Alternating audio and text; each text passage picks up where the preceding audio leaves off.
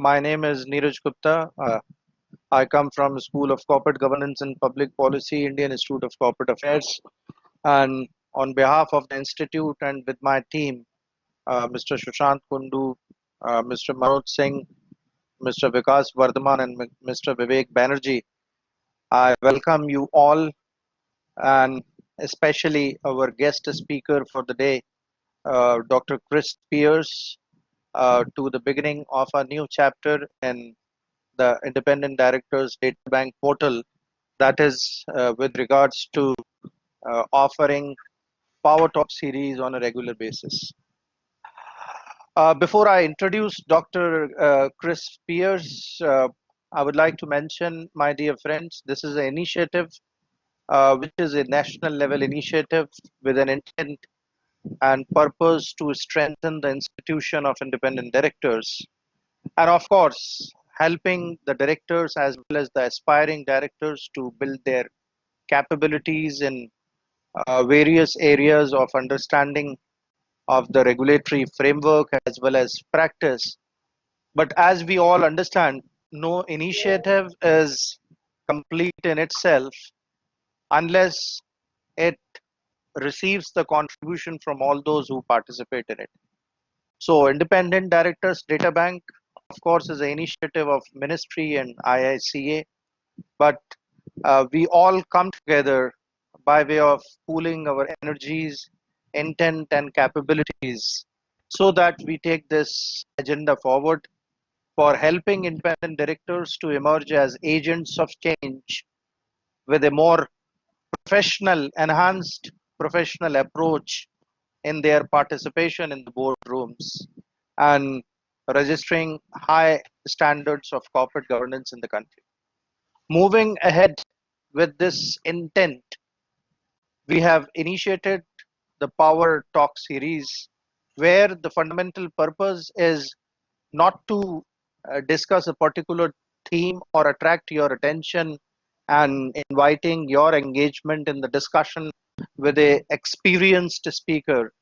The purpose is also to foster peer learning and remain focused by continuously offering such talks as part of the series and seeking contribution from you all. Now, I take this opportunity to introduce the chief guest and the distinguished speaker for the day, Dr. Chris Pierce, who is right there in front of you. We all can see he is sitting and enjoying the sunny morning in UK. He's the founder and CEO of Global Governance Services Limited, a very prolific reader, writer, speaker, author of multiple codes and toolkits worldwide for registering his contribution across multiple institutions. If I name a few, of course, the list is too big. He had been instrumental in crafting the corporate governance board leadership resource kit for the World Bank, IFC. He had been authoring Mauritian Code of Corporate Governance in 2017 and has also contributed towards corporate governance code for the Gulf as well as UK corporate governance national occupational standards. As a consultant, board advisor, and an academician and trainer by heart, he has worked with large number of listed companies, banks and financial institutions, stock exchanges, sovereign wealth funds, family businesses, as well as state owned enterprises for pushing the frontier of corporate governance upwards. He was formerly the Director of Professional Standards and Professional Development Vertical at IOD UK, one of the prominent institutions in the world is strengthening the corporate governance practices and the institution of directors. He, by qualification, is an MBA, an MSc, an MPhil, and a PhD, and has also received a Marcos EJ Burton Quality in Corporate Governance Medal in recognition to his contribution for the promotion of this cause. He had been a fellow of Cox Roundtable, a fellow of Royal Society of Arts, and a fellow of Institute of Chartered Secretaries and Administrators. He had been associated with a number of reputed business schools, such as Cass Business School, City University London, Research Fellow of Cranfield Business School, and Executive Fellow of Hanley Management Group. There is much more which I can recite and share with you, my dear friends, about Dr. Chris Pierce, and I'm sure the whole time will go in depth. But definitely, in order to foster, in order to engage you all with the discussions and learnings from his own experiences for more than 3 decades, I would not like to stand between you and Chris. So, again, on behalf of IIC and as nodal officer of this data bank, I would like to invite Chris Pierce, the distinguished speaker for the day, for discussing with us the dimensions and the dynamics which are associated with a noble profession called independent directors. So over to you, Chris, and a very warm welcome. Okay, thank you, Niraj, and welcome to everybody to this session. I'm delighted, I'm honoured to be presenting to you. I wish I could be presenting in person, but given COVID and the international restrictions and lockdown, that's not possible. So the next best thing is to do it through a Blackboard platform. And welcome to my office. This is where all of the work has been done over the last 4 or 5 months because of international travel restrictions. I'm really delighted to be with you, and thank you. It's an honor to be the first person to talk at your first Power Talk organized by the data bank, the Independent Directors Data Bank portal. The nice thing about being the first person to speak is that I am absolutely confident that nobody has said anything that I'm going to be repeating because I'm the first speaker. After this, you will be able to say, well, to the second and third speaker, Chris has already touched upon this, but I'm moving into virgin territory in terms of providing you with an overview of where the independent director profession is, both in India and globally. Some of the materials you may find, because you're coming from different perspectives, will be not new to you. Others, it will be new to you. Some you'll find interesting and want me to go in more detail, and other parts you may well want me to speed up in terms of certain areas that are not relevant. But I think because we've got a large audience of around, I can see 295 people currently are online listening to this.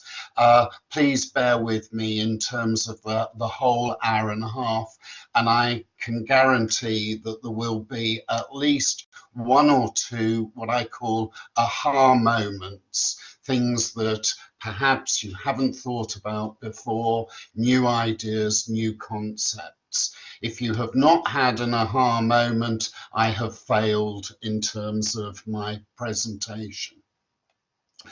Okay, I hope you can all see my slideshow. I am dependent upon that in terms of giving me a structure. And what I'm going to be looking at over the next hour or so, hour and a quarter, is the following 3 areas, and then there will be time at the end for questions, answers, discussions, and so on. The first area that I want to look at is the law and its relationship with independent directors. There has been a mass of legislation, starting with the 2013 Companies Act, but since then there have been overlays of SEBI requirements, and then Kotak committee, and then there have been additional changes because of relaxation due to COVID. And I want to just make sure that we're clear about the legal roles, responsibilities and duties of independent directors. I'm then going to move into the role of professionalism and the profession of independent directors in relation to India.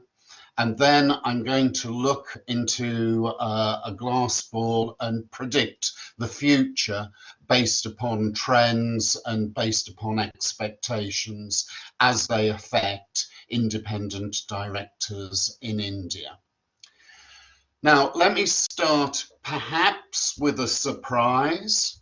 Perhaps this is no surprise to you, but the international perspective, looking at the global investors, particularly at what India is doing and where India is within the league table, is that India in the last 3 years has been in the top 10 countries of improvers.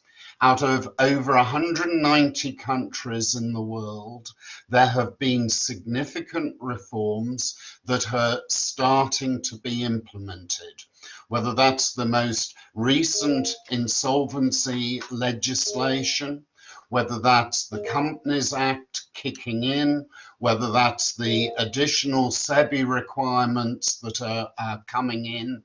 But we are noticing from a global perspective that India is doing significantly well in terms of the international league table. And currently you stand at 63 out of over 190 countries in the world. So the international and the global community is very, very interested in what you are doing in terms of corporate governance, in terms of the role of the board, and in terms of independent directors. And I want to set that as the scene. This is not something that is very insular to India. Within the international perspectives, you are doing some very, very interesting things. And as an international observer, I'm going to be commenting on that as we proceed. Basically, I'm arguing in my session that India is at the forefront of governance developments. There is still a long way to go in terms of implementation and execution, but the journey has started and there are some significant implications associated with the Companies Act, SEBI, and other influences taking place. I'll start historically with the 2013 Companies Act. Prior to that, you had basically the Companies Act of 1956, and that did not in any detail provide common law duties of directors.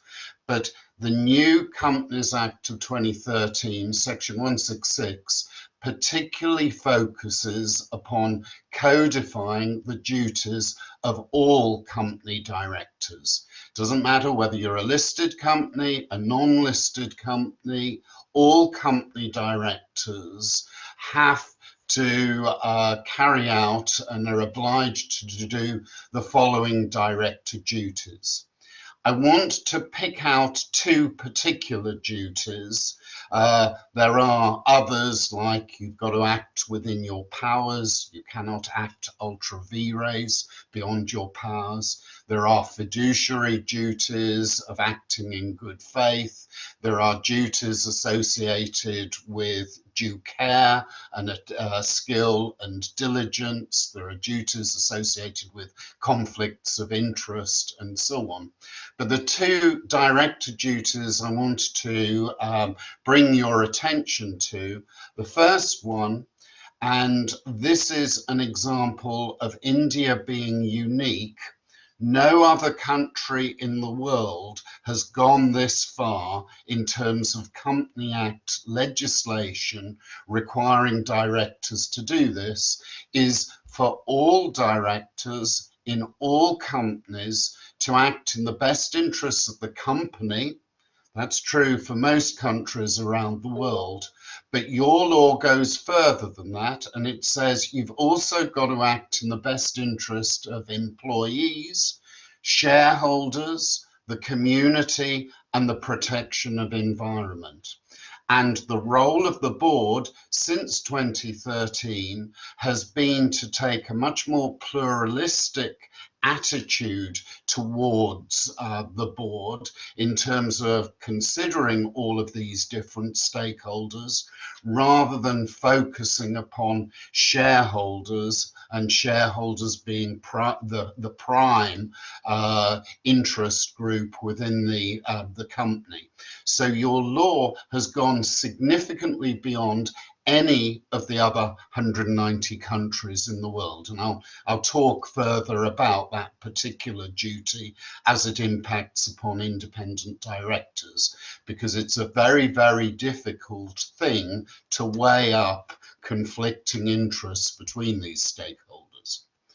The other thing I would like to bring your attention to is Section 166 also talks about all directors in all companies requiring independent judgment. So it's not just the independent directors that require independent judgment, it's all directors on the board that you sit upon. What does that mean, independent judgment? Well, independent judgment is that you can accept advice from others. It may be legal counsel, it may be discussion that takes place around the board, but ultimately your final decision is whether or not to follow the advice or whether to make your own mind up, and you do so independently. And the general rule here for all directors is you cannot simply follow the decision of someone else. You need to believe that your decision is the right one. This means you cannot be bullied by the chair, by the chief executive, by the promoter, or anybody else. You must have independent judgment. A colleague of mine, Nausha Mirza, who many of you may well know, who's an independent director on many Indian companies, talks about independent directors having a steel backbone rather than a backbone made out of jelly. The steel backbone is extremely important because you've got to have independent judgment. And as this quotation says from Coco Chanel, which I think is an interesting one, the most courageous act is to think for yourself. And you've got to think aloud. You've got to be able to make that independent statement in front of the rest of the board, and that requires considerable courage and strength of character, and independent judgment is expected from each and every director, not just independent directors. Okay, let me move on now to what the Companies Act says about independent directors. And in section 149 of the Companies Act, there are about 14 requirements and characteristics and elements associated with being an independent director. And to start with, it starts with the independent director must be a person of integrity, and that involves the courage that I was just talking about and many other attributes. They've got to have expertise, they've got to have experience, they can't have had pecuniary relationships with the company in the last 2 financial years. They can't have relatives that have had pecuniary relationships. They can't have been employed by the firm. They can't have been a proprietor or partner. They can't have hold more than 2% of the voting power. They can't be the MD, a whole-time executive director, a nominee, a promoter or former promoter, or related to the promoters or directors. And this includes subsidiaries and associate companies, some of these areas. And this is specified, as I say, by Section 149. Now, what I'm suggesting here is that your definitions in India are broadly aligned with many of the other countries around the world. All of the other countries have tried to come up with independent criteria and characteristics. And in your case, you've set it within an Indian context. So you're talking about 2%, 10%, 2 years, 3 years, 10 years, and so on in terms of your criteria, which contextualizes it to the Indian context. But you do need to be aware that, for example, in America, there isn't the same requirement, say, for the number of shares that are held by an independent director, disqualifying them from independence, as an example. So when I have identified something unique, then I have used at the bottom left hand of the slide that little picture which is indicating India, in this case I've identified in blue, is doing something different, is doing something unusual. And if you are a multinational corporation, if you are doing international trade, you need to be aware that independent director definition in India is not the same as being an independent director in, let's say, Singapore or in China or in Australia or in the UK or the US or whatever. The independent director also has a tenure in terms of the term of office.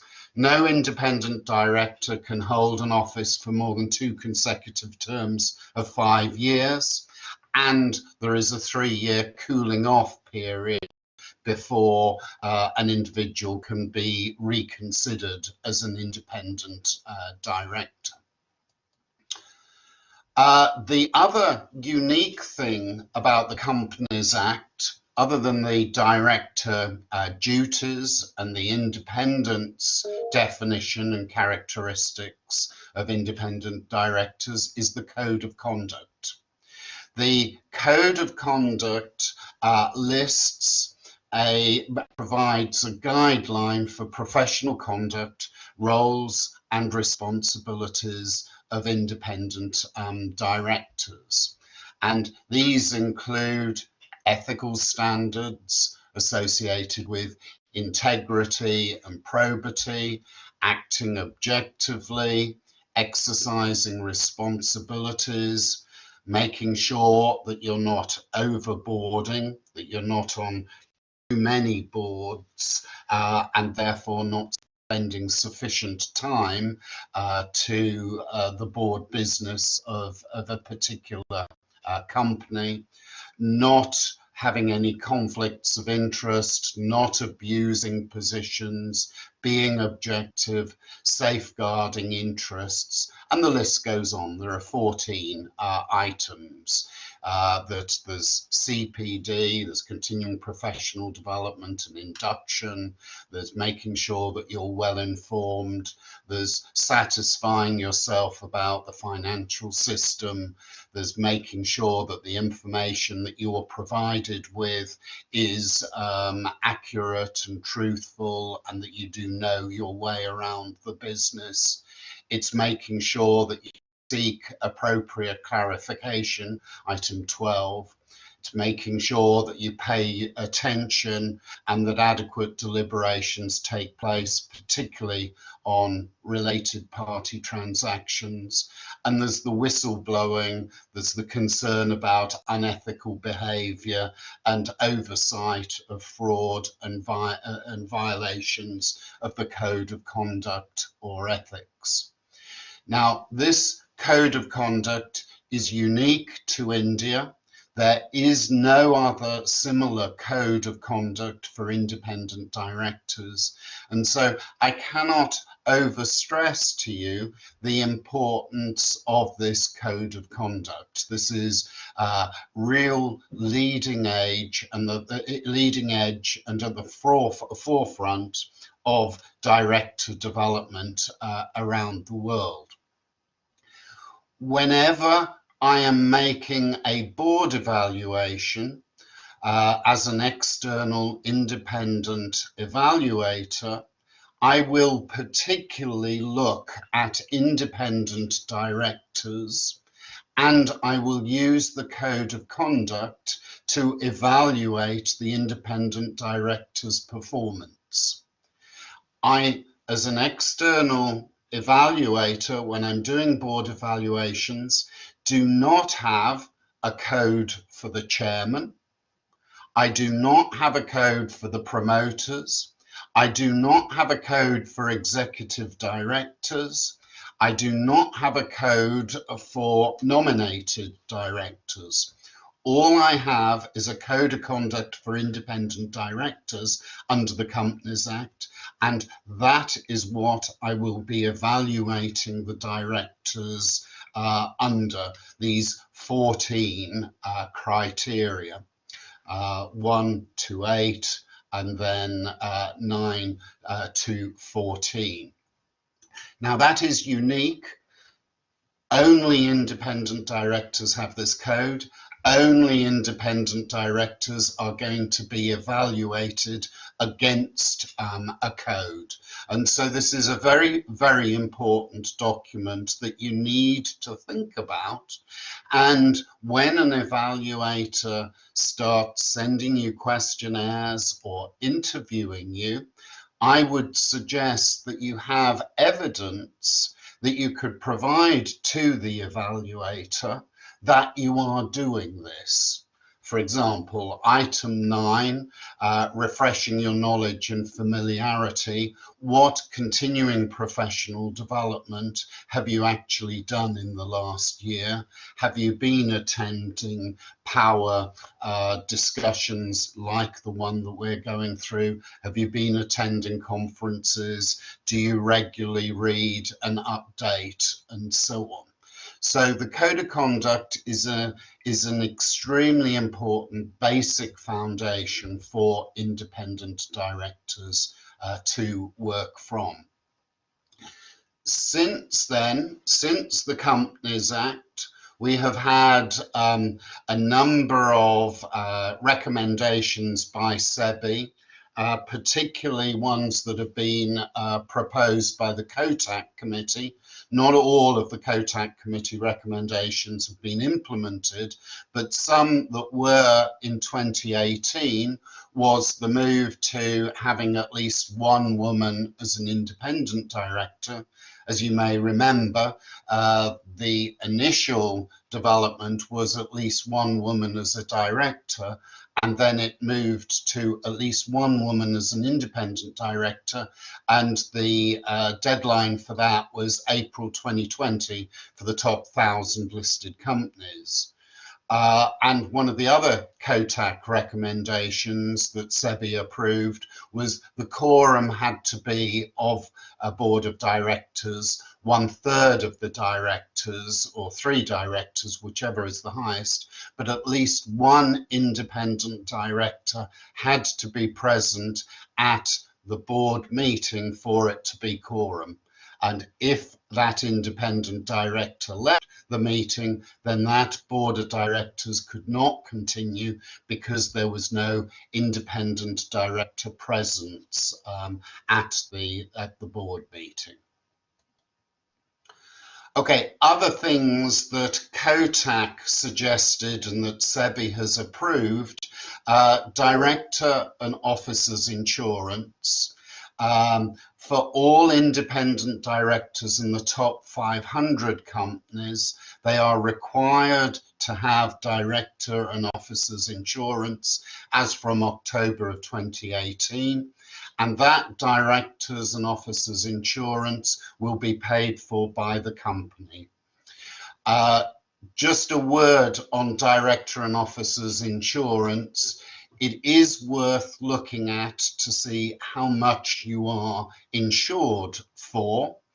We had a major legal case with one of the insurance companies in the UK. The directors all thought that they were adequately insured, and the insurance was for £1 million insurance for litigation fees. The actual figure was in excess of 25 million litigation costs, and the insurance company only went up to the capped 1 million, and the directors had to find the other 24 million because they were underinsured for that.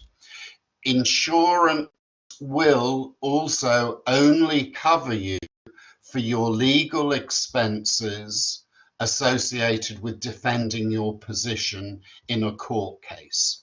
It will not pay for any fines.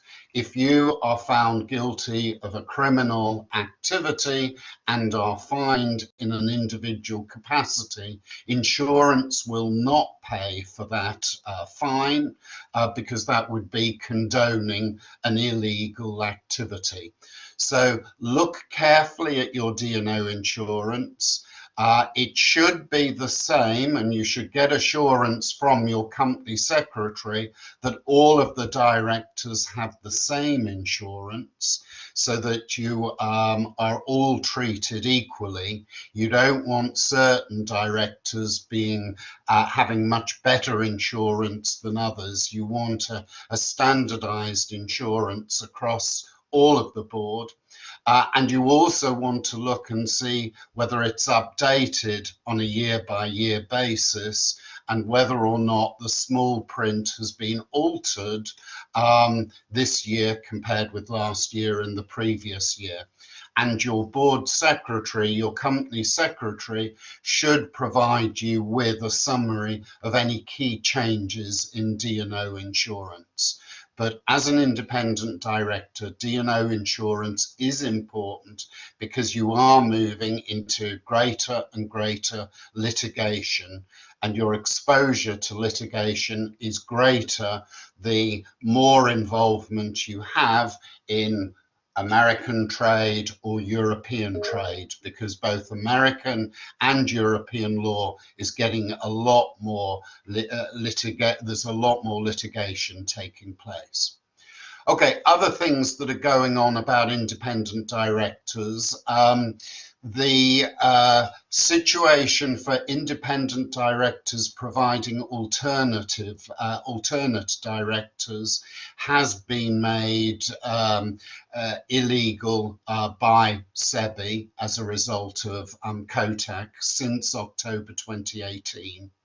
For those who are not sure what an alternate director is, if, let us suppose, I am an independent director on your board, and let's suppose that I have got to go into hospital and have an operation, I will not be available for the next board meeting. So I may have the power under the Constitution, the bylaws, the Articles of Association to supply an alternate director who will then, in my place, attend. In some of your companies, that alternate director may require the prior approval of the board. In other cases, that may not be the case. And in other customized situations, that alternate director may take direct instructions from me, from my hospital bed, or the alternate director may make their own mind up as a result of the board meetings. Alternate directors still take place within the Indian context. In many cases around the world, I see very senior servants and ministers and so on not attending board meetings and sending alternate directors to board meetings in terms of state-owned enterprises and so on. I normally think that that is bad practice because individuals who are regularly missing board meetings are not taking their director duties seriously at all. But the law is quite clear now, independent directors are not allowed to have alternates. The other major change in terms of the law has been that the core director skills, expertise and competence identified by the board should be listed in the annual report for listed companies. And that's from the year ending 31st of March 2019. And currently, boards should now be thinking about directors who have these skills from the year 31st of March 2020. So people, the regulators are now thinking about what skills do the directors have and can we communicate these in our annual report in the corporate governance section and in the annual report to the shareholders and to the public as a whole. Now, why is all of this important? Why are independent directors important? Well, the first and foremost reason is that it's over numbers. The law and the SEBI requirements now clearly identify that a certain proportion of the board must be independent. They must satisfy the definitions of independence, they must behave by the code of conduct, and they must be evaluated under the code of conduct. So every listed company will have at least 1/3 of its total number of directors is independent. In the case of unlisted companies, the Company Act says there must be a minimum of 2 independent directors. And then the Companies Act goes on and says audit committees must have a majority of independent directors, and the Corporate Social Responsibility Committee, the CSR committee, must have at least 1 independent director.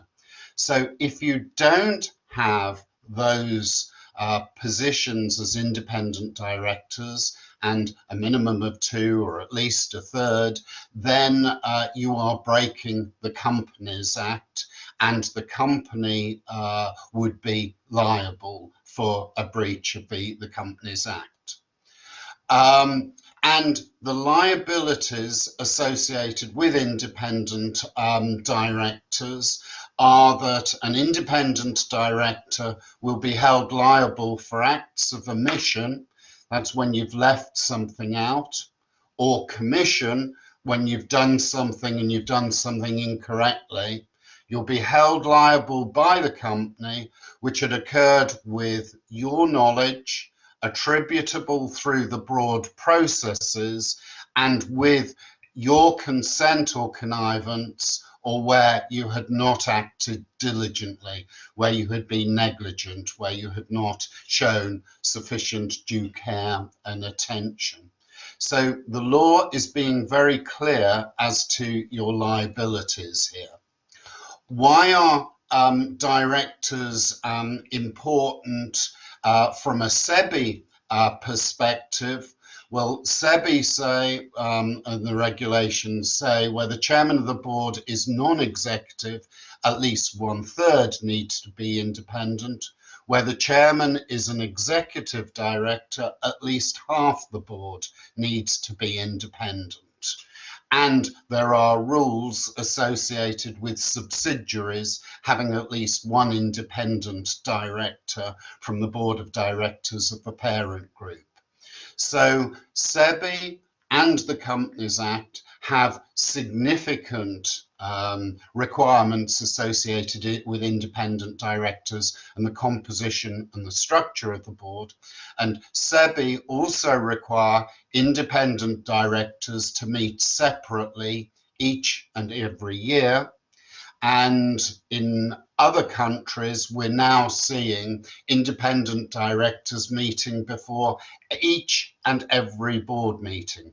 So if you're having 8 board meetings, there are 8 separate independent director meetings where the chairman, where the company secretary, where the executive directors and the non-executive directors that are not independent are all excluded.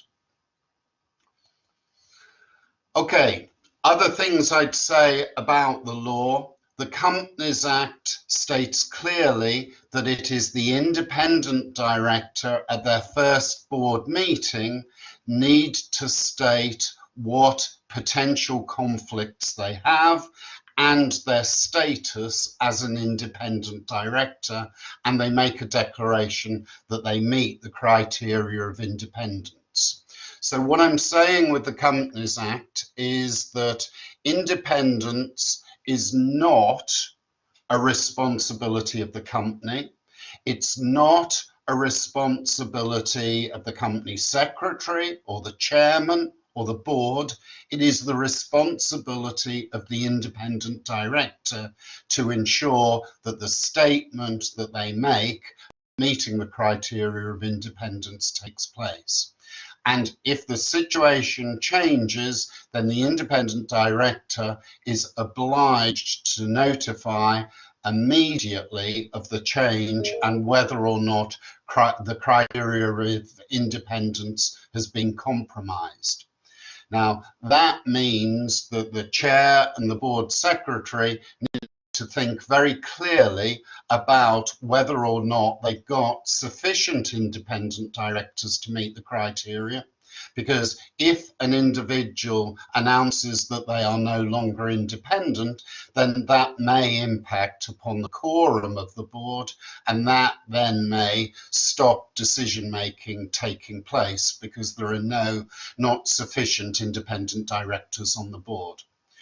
SEBI go one step further than the Companies Act, and they state that the Declaration of Independence should state that the individual is not aware of any circumstances or situation that could impair or impact their ability to discharge their duties. So this is moving into conflicts of interest, related party transactions, insider trading areas and so on. And they're making it very clear, SEBI are making it very clear that independent directors need to be aware of their legal obligations over conflicts of interest, related party transactions and so on. Okay, that is an overview of the law to date associated with directors. What I would now like to move on to is professionalism of independent directors. And do you have professionalism being developed in India? Now, as a professor, I normally start off with definitions, but the definitions don't take me very far. Professionalism can be defined as the competence or skill expected of a professional. So that takes me to what is a professional? A professional is a person that's a member of a profession. That takes me into a circular sort of tautology that doesn't help very much at all. Typically, we're talking in terms of the professions being scientists or the medical or the teaching or law or whatever. The sort of traditional learned professions were law, clergy and divinity, medicine, and then we've had more recently accounting, engineering, architecture, and so on. And now the term has become somewhat devalued, and you hear cricketers being termed professional cricketers or football players or whatever.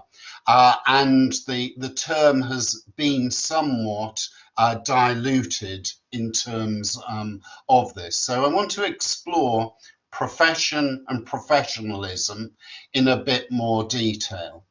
Now, I've looked at Ipsos, who do a global survey each year as to how trustworthy different careers, different professions actually are. The most trustworthy profession are the scientists at the moment. And this was taken before the COVID pandemic, and we're now looking for the scientists to find the cure, and our trust in terms of science, hopefully, is rising significantly.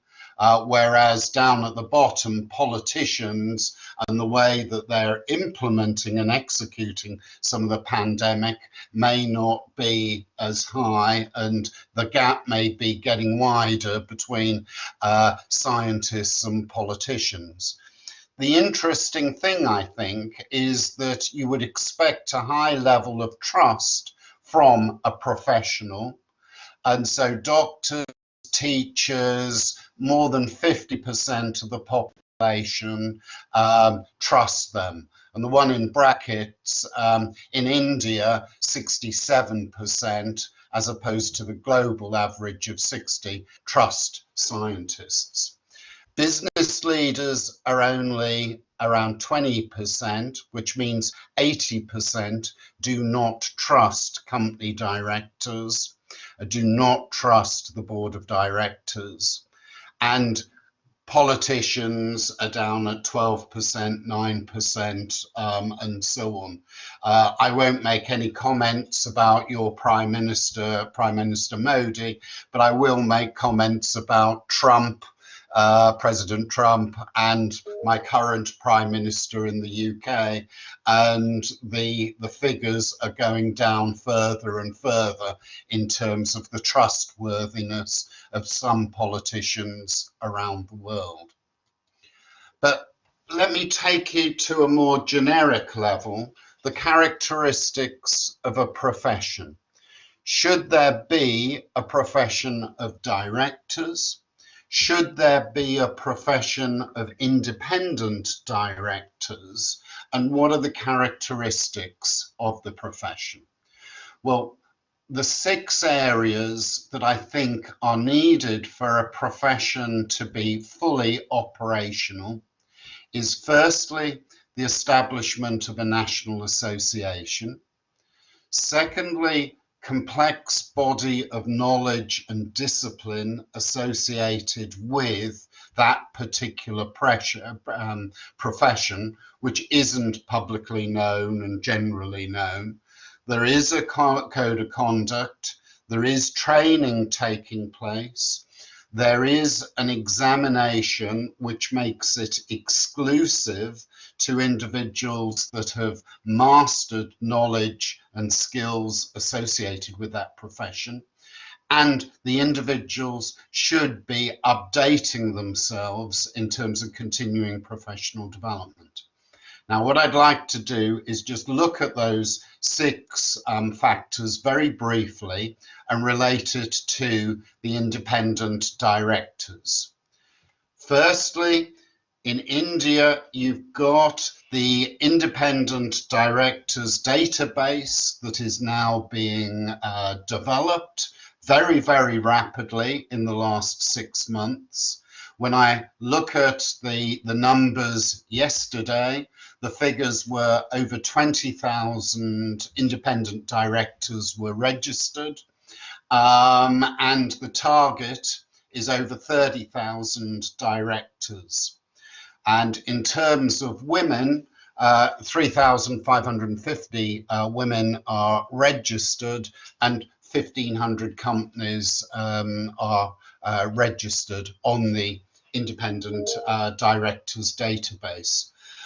There is therefore a considerable size of individuals that are wanting to improve the professionalism of independent directors. And I think these numbers go a long way to showing this is not hypothetical, this is not theoretical, this is very real in India. I would just, while I'm here, talk about women and directors. You have got the rule now of one woman per company in terms of being on the board, and on that having to be an independent director in certain companies, large companies.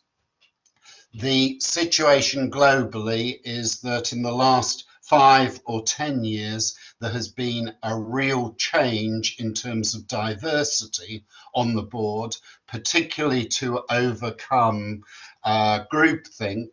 And as a result of that, there is a 30% club that has been developed, and the 30% club focuses upon at least 30% of the board having being women members. To the best of my knowledge, there is no 30% club in India, but there is in Australia, Brazil, Canada, parts of Africa, South Africa, the GCC, Hong Kong, Ireland, South Africa, Italy, Japan, Malaysia, Turkey, America, UK, Chile, all over the world. And in the UK, in September 2018, we got to more than 30% of the FTSE 100 companies having more than 30% women on boards. That 30% is not a notional figure. It comes from the workings of Malcolm Gladwell, who some of you may be familiar with in terms of the tipping point. The tipping point suggests that if you want to make change with any situation, you probably need to get up to 20 or 30% of the group to make a difference. If you've only got a token one person on the board, you are unlikely to make a difference. Diversity only takes place when you get up to 20 or 30% of the composition of the group. And that figure is around 17%, I believe, of total independent directors that have been registered. So hopefully women will be encouraged to enter the pipeline and become independent directors. Okay, so a national association is needed to become a profession. You also need a complex body of knowledge and skills.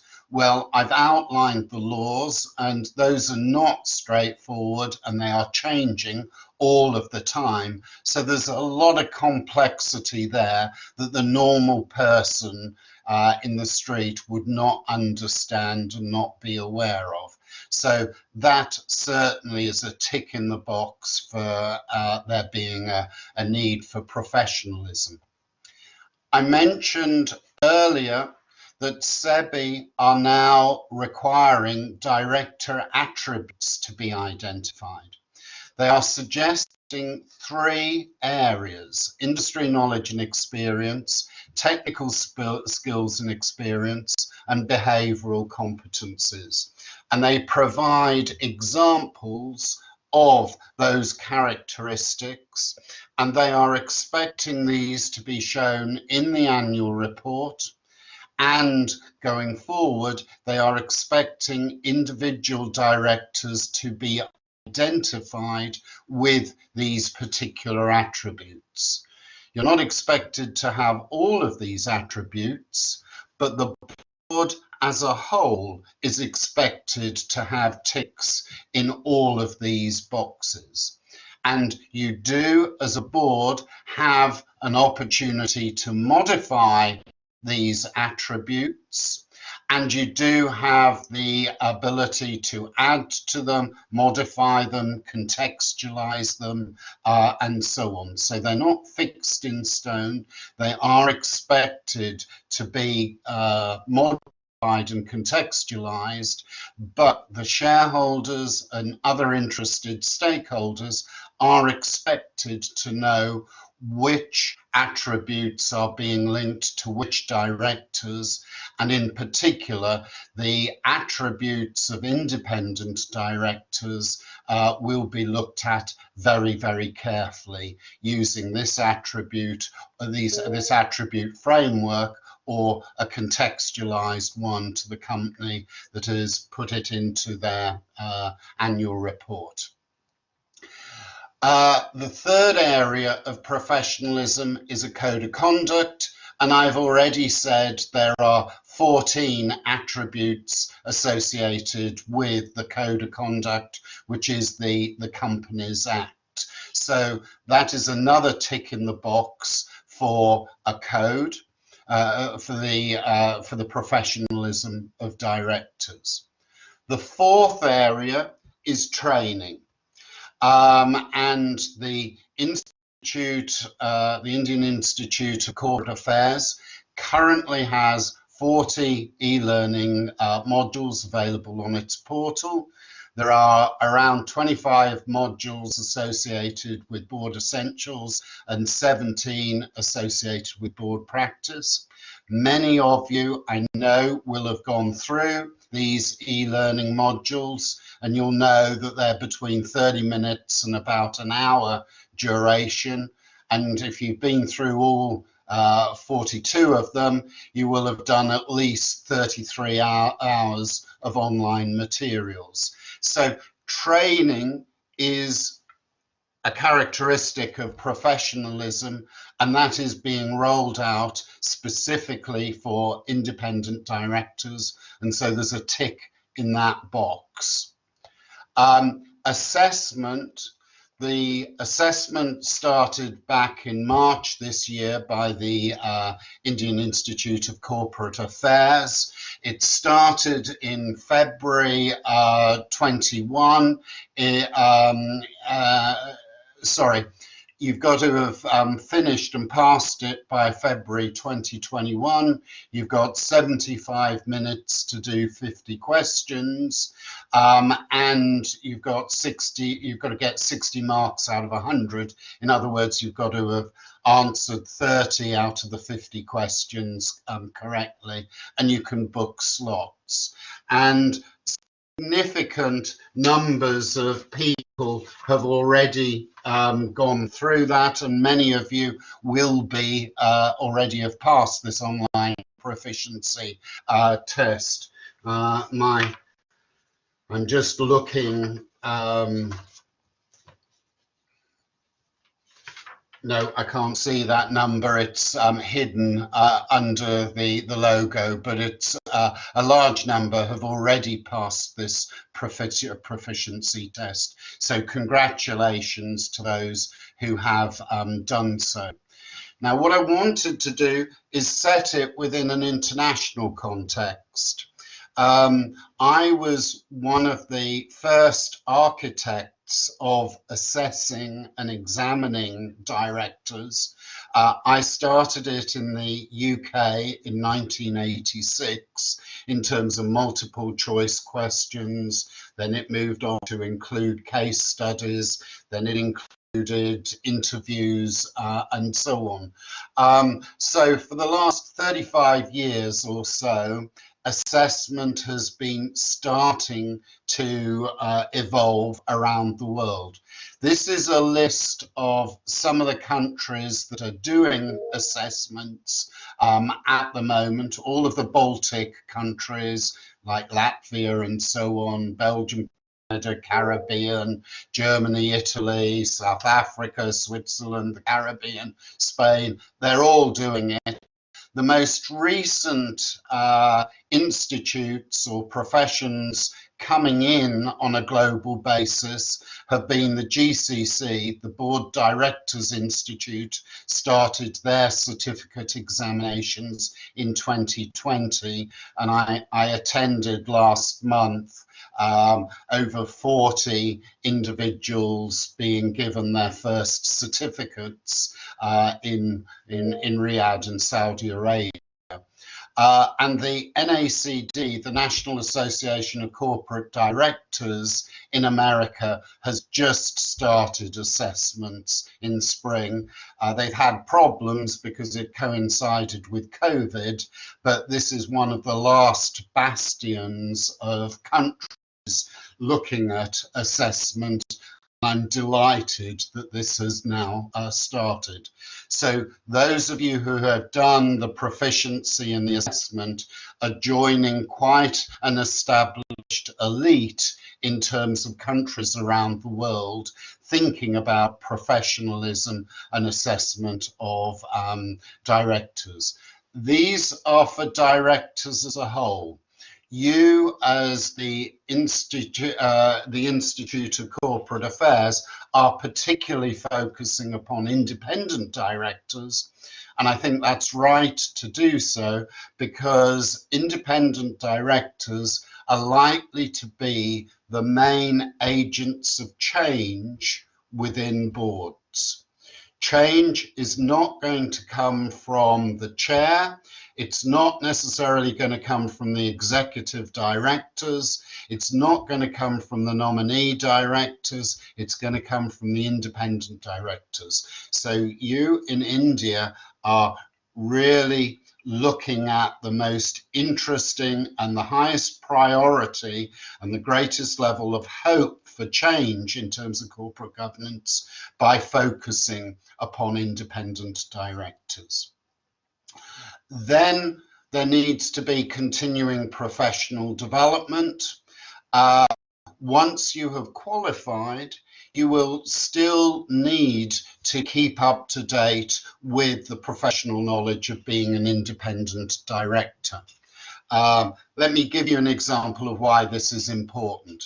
I'm currently working with many accountants who may be graduated or got their professional qualifications back in the 1970s, the 1980s. They have not kept up to date in terms of their professional development. And when you talk to them about IFRS, International Financial Reporting Standards, they glaze over and they don't know what you're talking about. And when you move on to integrated reporting, sustainability reporting, they look even more confused as to what goes on. It's absolutely essential for a professional to keep up to date. Just to give you an example, this week I'm focusing upon a number of organizations in Bahrain. Bahrain have required all boards of listed companies to have 15 hours of continuing professional development before the end of this year. And so I'm giving many virtual courses to directors in order that they are able to say to their regulator, all of our board have at least maintained a CPD provision of 15 hours since January of this year. And they've been relaxed about it in the first 6 months, or they've had other priorities, but the regulator is insisting in Bahrain that the directors have this CPD before the end of the calendar year. Okay, I've looked at the law, I've looked at professionalism, I'd just like to finish off briefly with the future. And to start with, I'd like to look at COVID and the impact of COVID. I'd also briefly like to look at the talent shortage that exists with independent directors. Let's start with COVID. Independent directors are expected to keep up to date with the law, and there are all sorts of changes in the law taking place. For example, board meetings don't have to have a physical presence. You can now do it virtually. Your annual financial statements can now be approved by video conferencing. The regulatory findings and disclosures that take place, they have been extended. Residential director requirements have been relaxed. The gap, the time scale between board meetings have been relaxed and so on. Even this morning, I got an email from the Central Board of Direct Taxes in India talking about voluntary compliance of income tax. I haven't heard tax regulators talking about voluntary compliance before. There's a lot of change taking place, and independent directors should be keeping, if they're going to be professional, keeping a finger on the pulse and keeping up to date. And that's not easy to do. Other things that independent directors need to think about significantly is, as a result of the COVID, firstly, does your business model and strategy need revising because of the situation now and because it may not a V-type recovery? This is the time now to examine very rigorously your business model, and the independent director should be challenging the executive director, the CEO, the general manager in terms of some of the assumptions that they are making about their short-term, medium-term and long-term strategy. Secondly, independent directors should be looking very closely at health of the employees in the workplace and making sure that the company is behaving responsibly for when individuals do return and there is appropriate social distancing taking place within the workplace. The next thing independent directors should be doing is thinking about supply chain management. How are your suppliers dealing and how are your customers dealing with COVID? And is this going to have a significant impact upon how your organization is going to perform? And then the board should be thinking about relationship management with shareholders and other key stakeholders. At this moment in time, communications is fundamental. Who is actually representing your board and finding out and talking to these key stakeholders about how they are dealing with COVID? Now, there is a problem that many boards are now meeting a bit more regularly, more frequently, and they are putting more pressure upon the executive team for information. So the boards should be thinking about how do we help the board, the board should be talking about how do we help the management team rather than just can we have more information from the executive. You don't want to move into micromanagement, but you do want to support, you do want to challenge some of the assumptions, and you do want to have an excellent relationship with your management team. The other thing I would say is that around the world there is a general talent shortage. This is a partner from PwC made it a number of years ago. There could soon be a war for talent as corporate India embarks on the search for good independent directors. He said it a few years ago. It's as true now as it was then. In fact, it's probably truer now, associated with this. Talent as independent directors is in short supply, and therefore you need to think very carefully as to which boards you sit on and which can you most add value to in these very difficult times. I'm going to finish off with this slide. I'm a born optimist. There has never been a better time to be an independent director. It's going to be very challenging, it's going to be very interesting, and it's a great time as an independent director.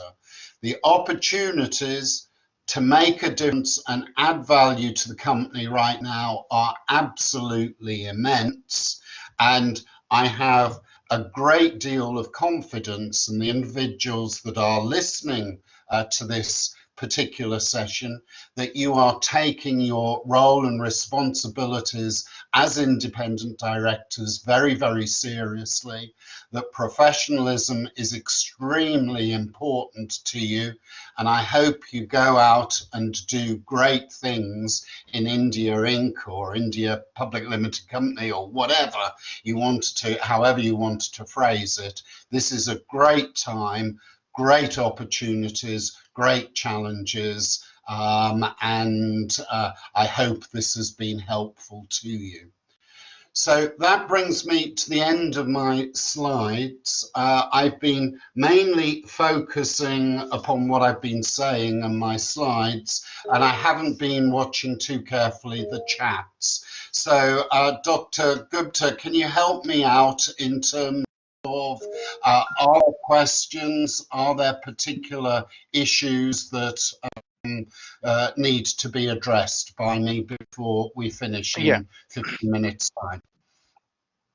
Yeah, thank you so much, Chris, for such an insightful discussion and helping us to travel through the corridors of the regulatory framework, touching important aspects relating to Companies Act and SEBI provisions with reference to not just independent directors, but also having independent women directors on board, and also to expose us towards the dynamism which the profession of independent directorship requires in terms of ethics, in terms of integrity, and of course, in terms of continued professional development.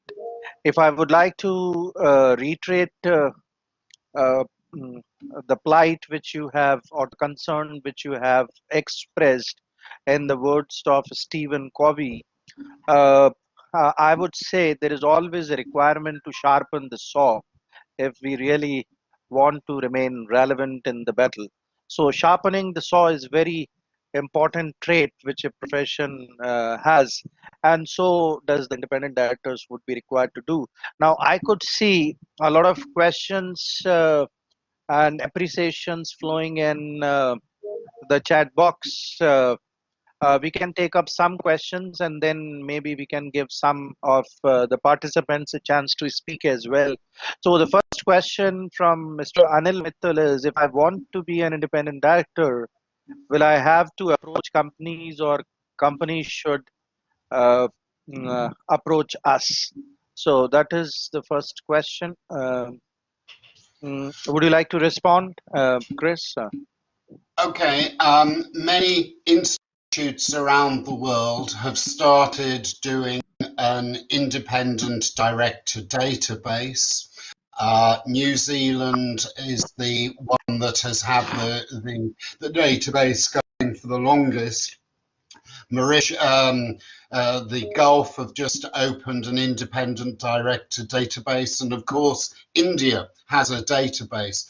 that should be used by corporates in terms of, are there individuals who are wanting to be on boards, who have sectorial experience or particular experience as to what it is that you are wanting, what they are wanting. So what I would do is I would be clear on your database as to whether or not, for example, you've got financial experience and therefore would be suited not just for the board, but for the audit committee or the risk committee or whatever. It may be that a company is looking for IPO experience because their board is about to go to an IPO on the NSE or BSE or something like that. And it's think, what evidence do I have of being a good independent director, or what attributes do I have?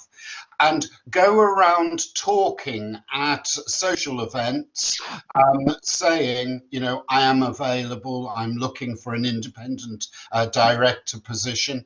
It may not be a listed company, one of the top companies to start with. You may need to get board experience at an NGO or a charity or a service, public service organization or whatever. But it's showing that you are interested and developing your skills as an individual. And before I move on to the next question, Niraj, I'm quite happy to answer individual questions by email, or perhaps we could get a table of the questions. I will spend this afternoon answering them, and then we're able to perhaps circulate it to everybody who's joined. That's great. That's great. One more question I would like to pose. I'm surely be sharing the list of questions so that uh, we can take up those questions which will not get answered in this session because of paucity of time. See, there is one very interesting question. Independent directors are expected to be independent and remain independent. But how far the objectivity in the companies be ensured that they also, in a very independent and unbiased manner, choose the best professionals for the position? Right, this is the conundrum. If you are a chairman of a board and you're having to increase the number of independent directors on your board, there is a temptation to go for very subservient and passive independent directors, because independent directors more often than not are independent. You're not quite sure as chair what they're going to say next, and whether they're going to support or not support certain activities. So the more independent directors you have on a board, the more difficult it is chairing the board. And some chairs do not like that challenge. And certainly certain chief executives do not like the challenge associated with boards. And you can have filtering of information, that the CEO is only providing the minimum amount of information to the board because they feel that it's interference. So the relationships between the chair and the other board members and the independent directors and the executive are absolutely paramount. It's very, very important. Great. Uh, Chris, there is another interesting question I'm finding. When you say that IDs must bring an objective view in evaluating the performance of the board and management, what does this objectivity exactly mean to this profession? Okay, the main one is before every board meeting, hopefully at least 5 days before the board meeting takes place, the board pack should be sent out to you. That might be 100 pages, that might be 200 pages, that might be 500 pages. In the UK, we've got currently some board packs over 2,000 pages long. Now, if that is the case, the independent director has got to read through all of that material, understand it, and be very clear as to what is going on, and is there a need for a watchdog approach in terms of asking for further details because there are some red flags appearing, or is that individual going to go into a mentoring and guiding role in terms of assisting the executive team to supply better information or more relevant or whatever, but it's preparation, preparation, preparation. I say before a board meeting, I spend, for every hour of the board meeting, I spend about 4 or 5 hours in terms of preparation. It might be talking to the chair, it might be talking to the chief exec, it might be talking to the authors of some of the reports over areas I don't fully understand, but I've got to get up to date and knowledgeable that everything is okay. And in order to have done that, I need to have gone through induction. The chair should have produced and is responsible for director induction, and I should have attended all of those induction sessions so that as an independent director, I know the business. I do not want to say the sector is too complex. Other people know more about this sector than I do. I, as an independent director, need to know my way around. So, for an example, I've just done an assessment with one board. I've looked at their board pack, and they had over 100 abbreviations in their board pack. There was no glossary associated with that. And even when I had the whole of the senior management team together, nobody scored more than 3/4, 75% of the abbreviations. Nobody knew what all of the abbreviations meant. As an independent director, that's totally unacceptable. As a person that is using information, I would expect the executive management team to provide me with readable, user-friendly information that I can then do my job properly. Great. There is another question, Chris, if you allow, from Mr. Sandeep, who is asking that normally companies prefer to appoint people known.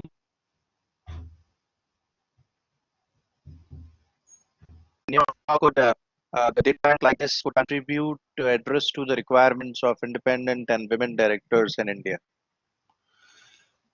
Okay, I didn't hear all of that question. You got a bit corrupted there, but I'm assuming that this is about having independent directors that are known to the chairman and or the CEO, and that could compromise their independence.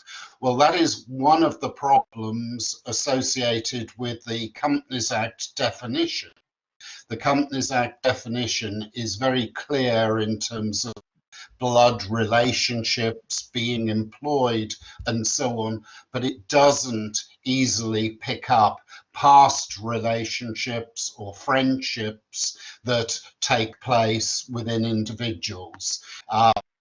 And that's crucial in terms of, let's say, the audit committee, that an individual may be an independent director on the audit committee, but their auditors are, let's say, one of the big four, and before they went on to the audit committee, they had been 30 years as an auditor in that audit firm. That is not a good relationship to have in terms of independence.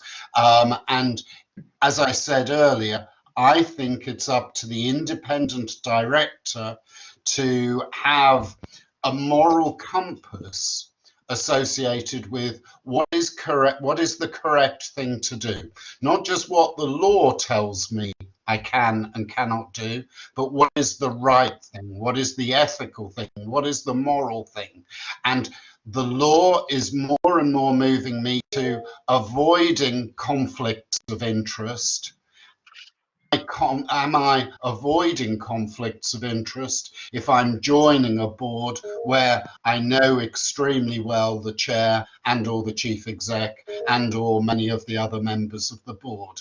I may not be as independent as perhaps I should be. And what happens when there is a conflict takes place? Am I likely to be subservient to the chair and the CEO? If that's the case, then I'm not doing my job as being an independent director, and I should not proceed doing that. If I do have a conflict of interest, then, and this is something I haven't mentioned, the general international best practice is you've got to identify that conflict of interest. You should recuse yourself from the meeting, not participate in that meeting, not vote in that meeting, not speak in that meeting, and make sure that the registrar of interests has been completed. But then also something that not many companies do in India is retraction of the minutes, so that if that item has involved a conflict of interest, then that section is redacted from the person who has that conflict of interest. And the company secretary should be producing minutes that are different if the person has a conflict of interest. And also in terms of good practice, I'm seeing annual reports stating the conflict of interest policy has been exercised 6 times in the last year, so that individuals, shareholders and so on can see that the related party transactions have been managed properly. Related party transactions are not illegal, but they do have to be managed effectively and properly according to the policies in place. Great. Chris, there is a question by Dr. Mahendra Chauhan. I mean, based on your experiences globally while working with many continents and working with promoter-driven companies as well as professionally managed companies, do you see the level of difference between the receptivity of independent directors, their views and observations in terms of the reactions of the respective chairs, the chair in a family managed company versus the chair in the professionally managed company? So, what are your Yes, reflections? Yeah. and thank you for that question, Mahendra. The situation is there's huge international differences taking place here. America, for example, tend to talk about external directors rather than independent directors, and there's a huge difference between being an external director and being an independent director. And in India, you're clearly making a distinction there, which the Americans do not. Yes, there are real cultural differences between being on a board in America, the US, in India, in China, and so on. That's a topic for another session, I think, completely in terms of subservience, autocratic leadership, obtaining consensus, and things like that. But to a very large extent, it does depend upon the culture of the organization. So, for example, some organizations right now in India are very focused on sustainability issues, integration of accounts issues and integrated reporting issues, and so on. Other companies are not looking at that at all. And it's really about the leadership that is being provided. And often the chair and the executive will go along with things, but the great hope is that it's independent directors that will provide the catalyst Independent directors will often say, I've just been on a conference, or I've just heard Chris Pierce speak and he suggested this or that or whatever. And then there is a discussion take place, around that, and it's emanated out of the independent directors. And then the chairman and the rest of the board react to it. The proactivity has come from the independent directors. That's the hope for the future for corporate governance, I think. And that's less national specific. It's much more corporate, this specific company having a culture that is innovative, that is open to new ideas, that is open to challenge, and so on. Before moving to the close, if you kindly allow, Chris, because I have so many questions yet, we cannot take everyone. We'll pass it on to you later in offline mode. Uh, mm, One director is asking about your experiences of the development of practice of board evaluation or performance evaluation of directors in India. Of course, it has its own space in the Companies Act and the SEBI regulations. But in terms of practice, how far has it really gone in Indian context as compared to the global practices? Okay, well, a bit of a plug for one of my articles, which is downloadable through the IFC, the International Finance Corporation, is called Board Evaluation from India and Beyond. And it's specifically looking at an Indian audience concerning board evaluation. And there are examples there of board evaluation from the Indian context on that. I believe really two things associated with the power and the impact that corporate governance will have. Firstly, its independent directors will be the catalyst, they'll be the agent for change. And I've talked a lot about that. The other great catalyst for change, agent for change, is board evaluation. It's got to be done independently. You've got to have a professional come in and do it and really rigorously evaluate the processes of the board. And there's a lot of opposition to it by individuals who are very scared about it.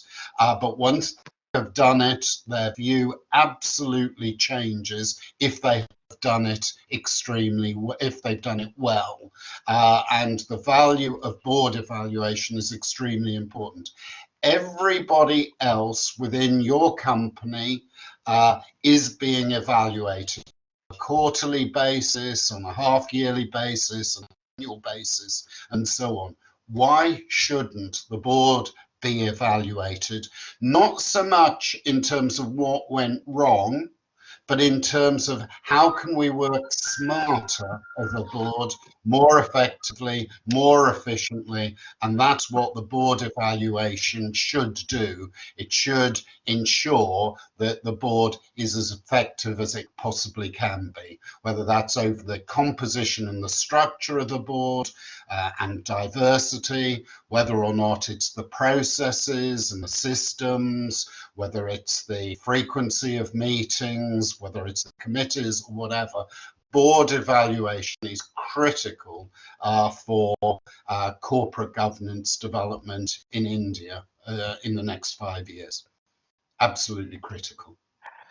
Great, Chris. So now I am up with the last question for the day before we disperse. And the question is by our retired Secretary in Government of India, Mr. Sanjay Panda. He is asking that considering the shareholder primacy and importance in terms of selecting and approving the directors before their appointment, especially independent directors. So, how do you see the dominance of shareholders and their level of their awareness in terms of choosing really the people who are worthy to be appointed? Right. This is a very profound question and not an easy one to answer in a minute or 2 minutes. There has been a revolution in thinking associated with shareholder primacy. Shareholder primacy was the established paradigm that has been used for the efficiency of capital market models in economics, profit maximization, and so on. And that the paradigm has really been challenged in recent years.